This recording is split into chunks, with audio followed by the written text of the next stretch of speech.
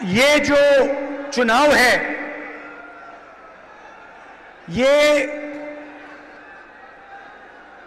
संविधान और लोकतंत्र को बचाने का चुनाव है। पहली बार किसी भी राजनीतिक पार्टी ने हिंदुस्तान के इतिहास में पहली बार संविधान पर आक्रमण किया है और संविधान को खत्म करने की कोशिश कर रहे हैं। तो एक तरफ इंडिया गठबंधन जो संविधान की रक्षा कर रहा है और लोकतंत्र की रक्षा कर रहा है, और दूसरी तरफ नरेंद्र मोदी, आरएसएस और बीजेपी जो संविधान को, लोकतंत्र को खत्म करने की कोशिश कर रहे हैं। तो ये इनका लक्ष्य है। इनके मेंबर ऑफ पार्लियामेंट ने कहा कि अगर हम चुनाव जीतेंगे तो हम संविधान को बदल देंगे। मैं महाराष्ट्र को, बाकी देश को मैसेज देना चाहता हूं कि हमारे संविधान को कोई भी, दुनिया में कोई भी शक्ति नहीं बदल सकती है। पता नहीं इन लोगों ने अपने आप को क्या समझ रखा है। संविधान हिंदुस्तान की आवाज है, गरीबों की आवाज है, पिछड़ों की, दलितों की, आदिवासियों की आवाज है। इसको कोई नहीं बदल सकता, कोई शक्ति इसको बदल नहीं सकती। हम देखेंगे यह संविधान कैसे बदला जाता है। भाइयों और बहनों, पिछले 10 साल नरेंद्र मोदी जी ने 22-25 लोगों के लिए सब कुछ किया है। हालात यह है कि आज हिंदुस्तान में 22 ऐसे लोग हैं जिनके पास उतना ही धन है जितना हिंदुस्तान के 70 करोड़ लोगों के हाथों में है। एक तरफ 22 लोग, एक तरफ 70 करोड़ लोग। जितना धन इनके पास, उतना ही धन उनके पास। ये नरेंद्र मोदी जी की देन है। नोटबंदी 22 लोगों के लिए की, किसान बिल 22 लोगों के लिए किए, जीएसटी 22 लोगों के लिए किया, 16 लाख करोड़ रुपए नरेंद्र मोदी ने 25-30 लोगों का कर्जा माफ किया है। मैं आज आपसे पूछना चाहता हूं, हिंदुस्तान के किसानों का, मजदूरों का, पिछड़ों का, दलितों का, स्टूडेंट्स का नरेंद्र मोदी जी ने कितना कर्जा माफ किया?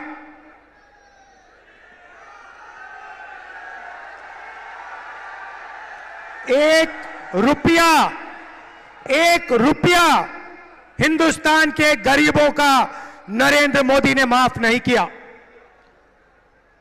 16 लाख करोड़ रुपए का मतलब 25 साल का मनरेगा। 16 लाख करोड़ रुपए का मतलब जितना हमने किसानों का कर्जा माफ किया था, अगर आप उसे 25 बार करो तो 16 लाख करोड़ रुपए बनते हैं। नरेंद्र मोदी जी ने 22-25 लोगों को 25 साल का मनरेगा का पैसा पकड़ा दिया और फिर कहते हैं कि गरीबों की सरकार चलाते हैं। उन्होंने 22 अरब पतियों की मदद की। तो आज मैं आपको साफ बताने आया हूं, हमारा जवाब क्या है, मैं आपको बताने आया हूं। उन्होंने अरबपति तैयार किए, हम करोड़ों लाखपति बनाने जा रहे हैं।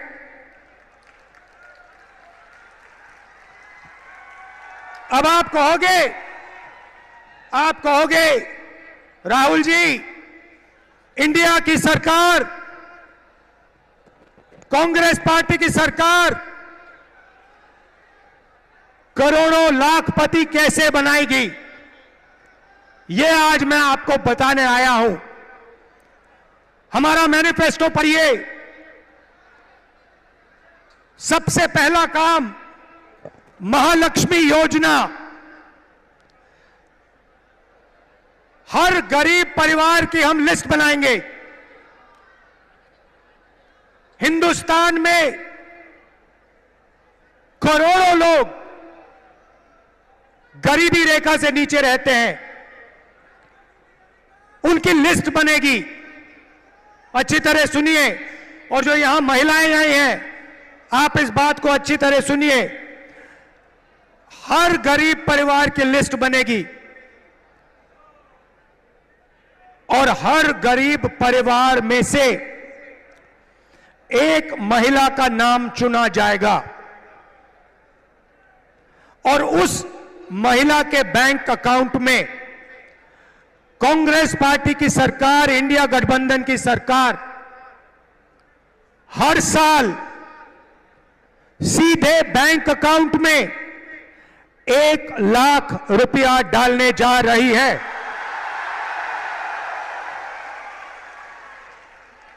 महीने के 8,500 रुपए, साल के 1 लाख रुपए करोड़ों महिलाओं के बैंक अकाउंट में हर महीने ठकाठक ठकाठक ठकाठक ठकाठक ठकाठक ठकाठक ठकाठक। आप अरबपति बनाओ, हम लाखपति बनाएंगे।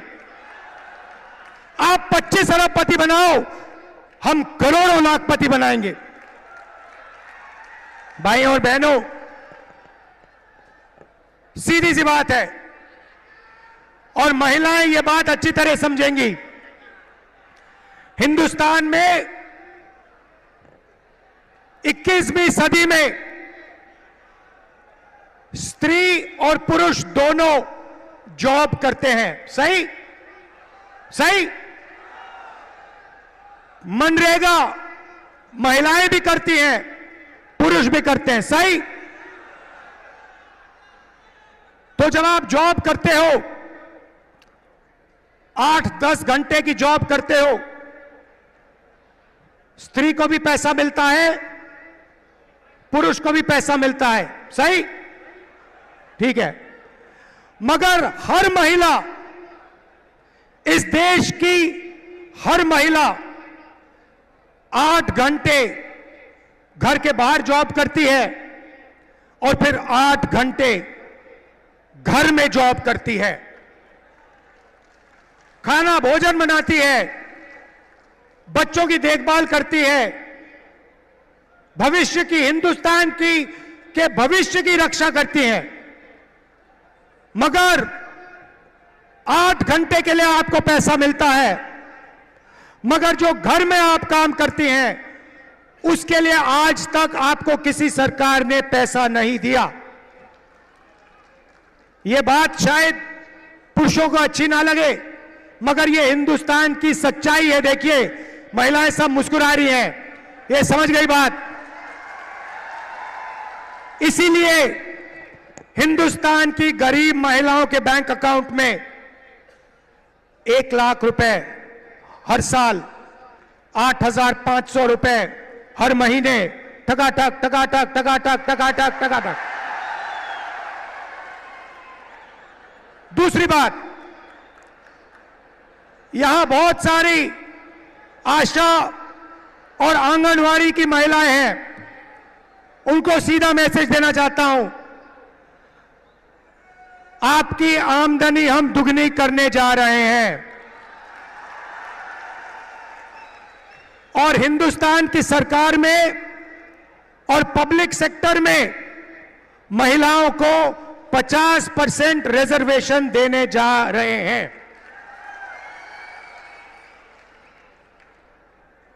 ये थी पहली लाखपतियों की लिस्ट। अब मैं आपको दूसरी लाखपतियों की लिस्ट देने जा रहा हूं।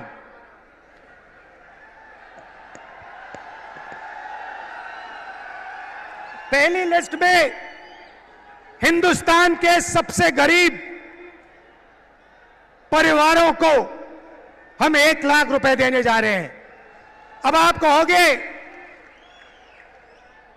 करोड़ों लाखपति तो आपने यहां बना दिए, अब कहां बनाओगे? अब मैं वो आपको बताना चाह रहा हूं। नरेंद्र मोदी जी ने हिंदुस्तान के युवाओं को बहुत तंग किया।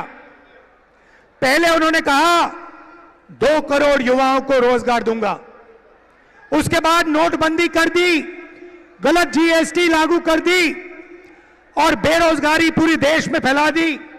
आज 45 साल से सबसे ज्यादा बेरोजगारी हिंदुस्तान में है। युवा, करोड़ों युवा सड़कों पे, कस्बों पे आगे पीछे दौड़ते हैं रोजगार ढूंढते हुए, और अमीर घर के बेटे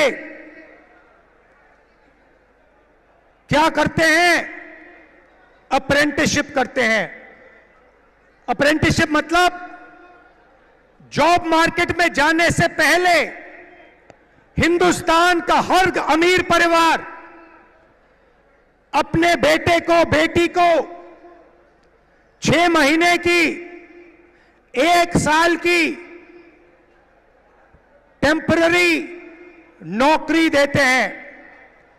वो नौकरी उन्हें पब्लिक सेक्टर में, प्राइवेट सेक्टर में, सरकारी ऑफिसेज में दी जाती है और उनको इस नौकरी के लिए पैसा मिलता है। ये अरबपति लोग, बड़े बिजनेस वाले अपने बच्चे को इस प्रकार से ट्रेनिंग देते हैं। एक प्रकार से मान लो पेड ट्रेनिंग हो जाती है और जॉब मार्केट में घुसने का तरीका है ये। एक प्रकार से जॉब मार्केट में घुसने का रास्ता है। मगर यह सुविधा हिंदुस्तान के करोड़ों बेरोजगार युवाओं को नहीं मिलती। भटकते रहते हैं, मांगते रहते हैं, हाथ जोड़ते रहते हैं, मगर कोई इनकी सुनता नहीं, नरेंद्र मोदी नहीं सुनते। तो हम पहली बार, दुनिया में पहली बार एक नया कानून ला रहे हैं जो सुविधा हिंदुस्तान के सबसे अमीर लोग अपने बच्चों को देते हैं, वही सुविधा हम हिंदुस्तान के हर बेरोजगार युवा को देने जा रहे हैं। भाई और बहनों, इंडिया गठबंधन की सरकार दुनिया में सबसे पहली सरकार होने जा रही है जो अपने युवाओं को अप्रेंटिसशिप का अधिकार देने जा रही है। सीधा सा मामला है, हिंदुस्तान के सारे graduates, college graduates, university graduates, diploma holders, सारे के सारों को यह अधिकार दिया जाएगा। पब्लिक सेक्टर में, प्राइवेट सेक्टर में, सरकारी ऑफिसेज में आपको 1 साल की अप्रेंटिसशिप, 1 साल की नौकरी हिंदुस्तान की सरकार गारंटी करके देने जा रही है। 1 साल में प्राइवेट सेक्टर में, पब्लिक सेक्टर में, सरकारी ऑफिसेज में आपको नौकरी मिलेगी और ट्रेनिंग मिलेगी। और भाई और बहनों, सिर्फ ट्रेनिंग और नौकरी नहीं मिलेगी, बैंक अकाउंट में साल के 1 लाख रुपए मिलेंगे। और उसके बाद 1 साल के बाद हिंदुस्तान को दुनिया की सबसे बेहतर ट्रेंड वर्कफोर्स मिलेगी। तो भाई और बहनों, उन्होंने 20-25 अरबपति बनाए, हम करोड़ों लाखपति बनाने जा रहे हैं।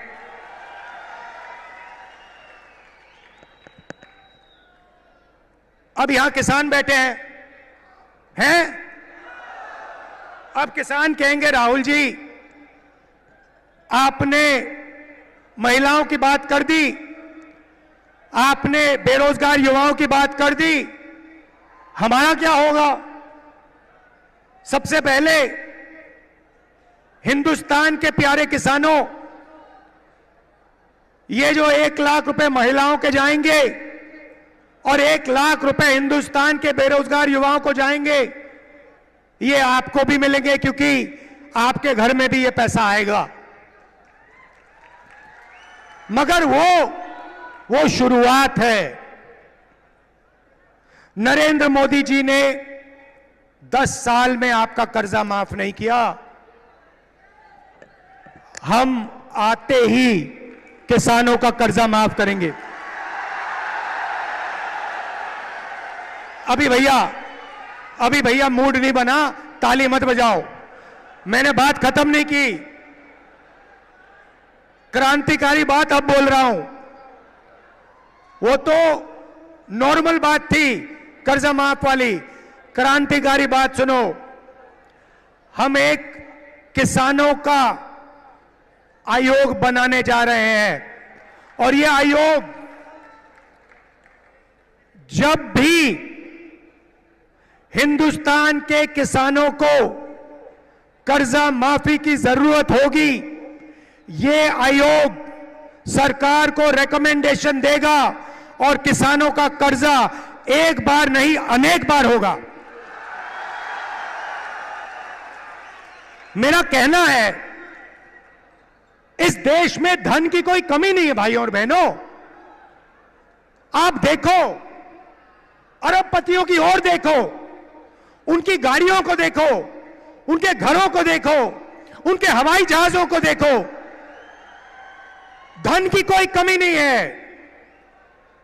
मैं सिर्फ यह कह रहा हूं कि अगर अरबपतियों का कर्जा माफ हो सकता है तो गरीबों का भी कर्जा माफ हो सकता है। मैं सिर्फ न्याय मांग रहा हूं। आप उनका करो मगर फिर किसानों का भी करो। अगर किसानों का नहीं कर रहे हो तो फिर उनका भी मत करो। अब आखिरी और सबसे मजेदार बात, आज मैं आपका मूड बनाने आया हूं। आज मैं आपको खुश करने आया हूं, नया सपना दिखाने आया हूं। अब सबसे मजे की बात, ये जो मैंने आपको बताया ये तो शुरुआत है, मगर क्रांतिकारी बात भाइयों और बहनों, ये देखो, ये हमारे मीडिया के मित्र हैं, इनकी ओर देखो।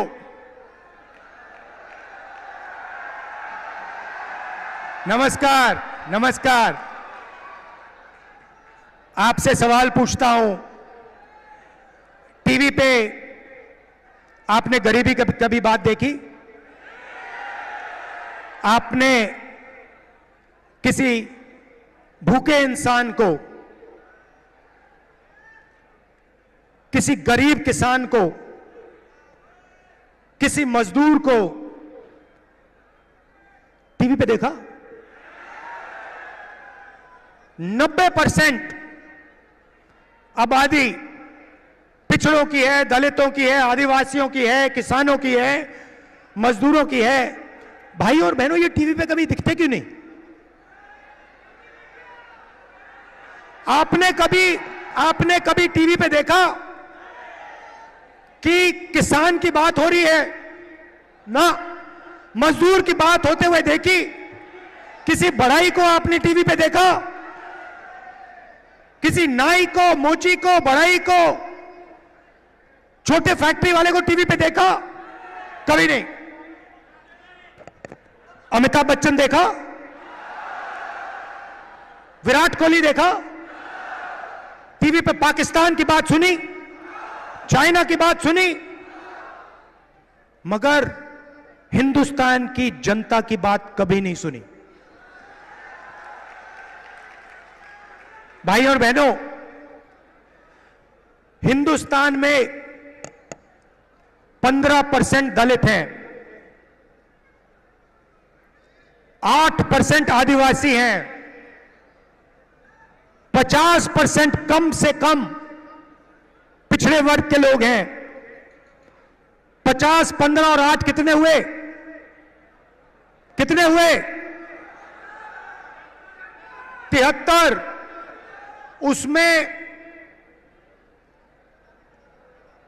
15% माइनॉरिटी जोड़ दो, कितने हुए?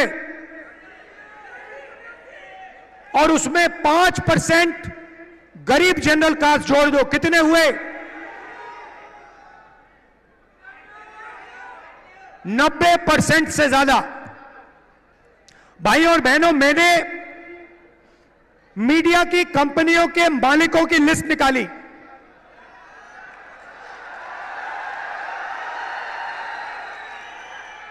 और इनके जो बड़े से बड़े एंकर हैं उनकी लिस्ट निकाली। मैंने 300 से ज्यादा एंकरों की लिस्ट निकाली, हर मालिक की लिस्ट निकाली। और भाई और बहनों, मजे की बात आपको बताता हूं, उस लिस्ट में ना एक दलित, ना एक पिछड़ा, ना एक आदिवासी, ना एक गरीब जनरल कास्ट का व्यक्ति, ना एक आदिवासी, ना एक दलित, ना एक पिछड़ा, कोई नहीं। 90% आबादी में से इनमें कोई है ही नहीं। आपकी बात क्यों करें? आपकी बात क्यों करें? आपका तो है ही नहीं कोई इसमें। अब चुप हो गए आप सब। ओ, राहुल गांधी ने सही बात बोल दी, ये तो हमने सोचा भी नहीं था। चेहरे तो हम रोज देख रहे थे, चेहरे तो हम रोज देख रहे थे, मगर हमने नहीं सोचा कि इनमें ना एक आदिवासी, ना एक दलित, ना एक पिछड़ा।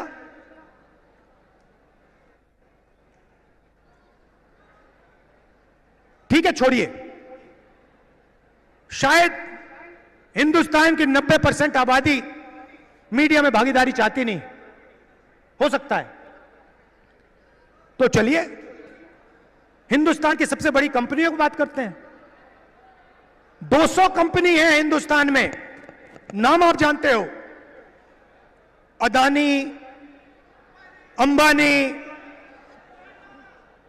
ये नाम जानते हो। इनकी मालिकों की लिस्ट निकाली मैंने, और इनके जो सीनियर मैनेजमेंट है, बड़े बड़े जो अफसर हैं, इनकी लिस्ट निकाली। भाई और बहनों, 90% में से इनमें भी एक नहीं है। 200 सबसे बड़ी कंपनियों में एक मालिक ओबीसी वर्ग, दलित वर्ग, आदिवासी वर्ग या गरीब जनरल कास्ट से नहीं है।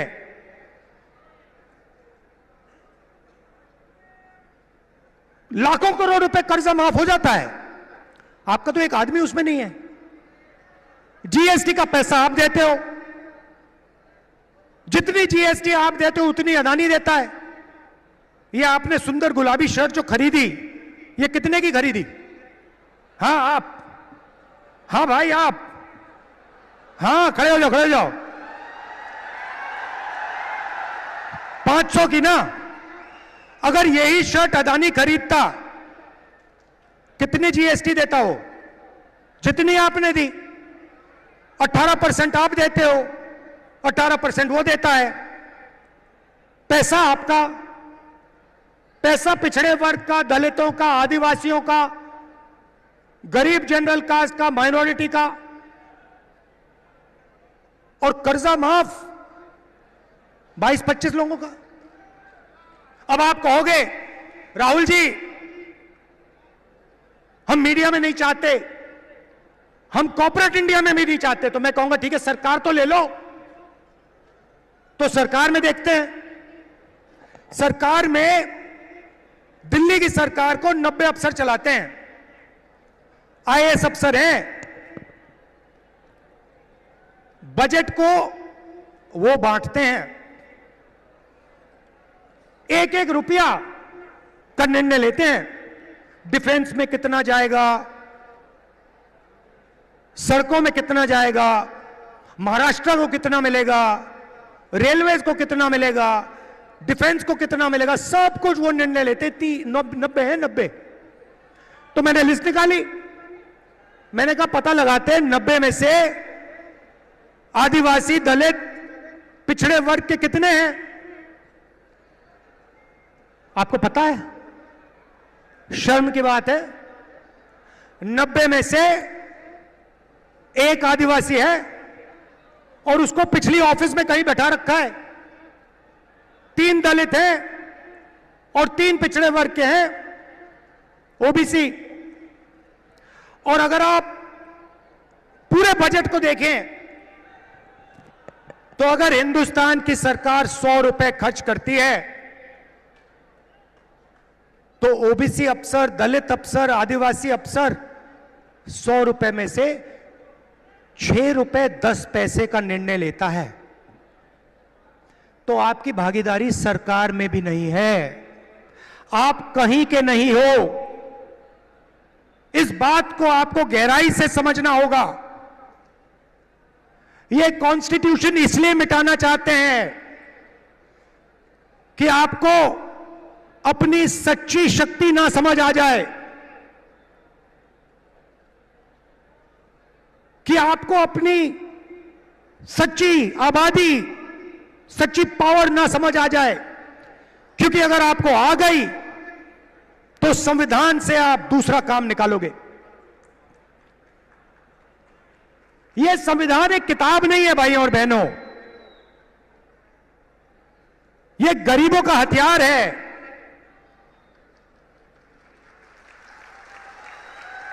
और इस हथियार को नरेंद्र मोदी 22-25 लोगों के साथ मिलकर खत्म करने की कोशिश कर रहे हैं।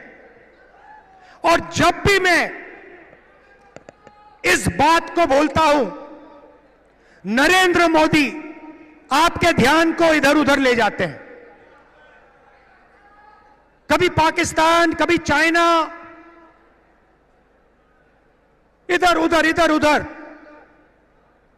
सीधा सा उदाहरण, राम मंदिर का इनॉग्रेशन आपने देखा?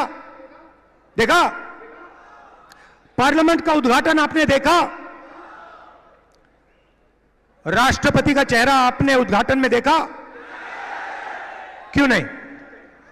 हिंदुस्तान की हेड ऑफ स्टेट हैं, राष्ट्रपति हैं, आदिवासी हैं, उनको ना राम मंदिर में जाने दिया और ना नए पार्लियामेंट में घुसने दिया। और फिर आदिवासियों की बात करते हैं, आपको नया नाम दे दिया, वनवासी। आप वनवासी नहीं हो, आप आदिवासी हो। आदिवासी का मतलब वो लोग जो हिंदुस्तान के पहले मालिक थे।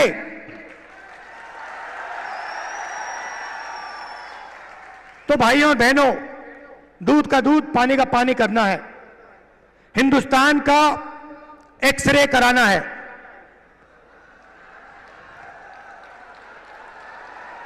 एक्सरे का मतलब जाति जनगणना। जाति जनगणना के बाद दलितों को, आदिवासियों को, पिछड़ों को, गरीब जनरल कास्ट के लोगों को, माइनॉरिटीज को, सबको अपनी आबादी के बारे में साफ पता लग जाएगा। किसकी कितनी आबादी है। और जाति जनगणना के साथ हम इकोनॉमिक सर्वे कराएंगे, हिंदुस्तान की हर संस्था का सर्वे कराएंगे